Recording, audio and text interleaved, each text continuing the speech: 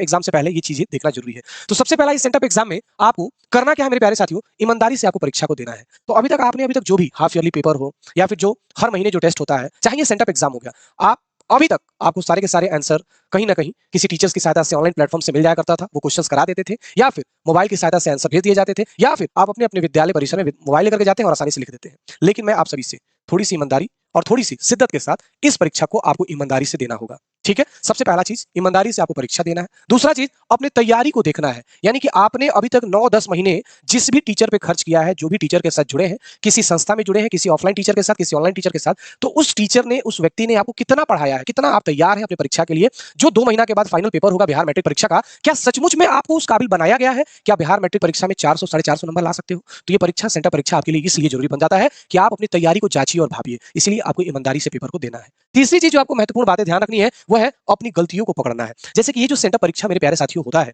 तो इसमें आप जो छोटी छोटी गलतियां जो परीक्षा में करोगे, समय का सही से यूटिलाइज करना, समय किस तरीके से हमको यूज करना है, और कैसे समय रहते हुए 10 मिनट अपने पेपर को बचा कर रखना है, ताकि मैं उसका एक बार रिवीजन कर सकूं कि मैंने कोई क्वेश्चन छोड़ा तो नहीं है। तो ये सेंटअप एग्जाम आपको बहुत सारी चीजें सिखाने वाला है और बहुत सारी चीजें आपको देने वाला है। आप इन चीज को लेकर के मत लेकर के चलिए कि सेंटअप सिर्फ नॉर्मल सा एग्जाम है, और इस एग्जाम को इसलिए देना जरूरी है क्योंकि इसी से हमारा बिहार मैट्रिक परीक्षा का एडमिट कार्ड जारी होगा। ये सेंटअप एग्जाम बच्चों के लिए इसलिए कराया जाता है ताकि बच्चे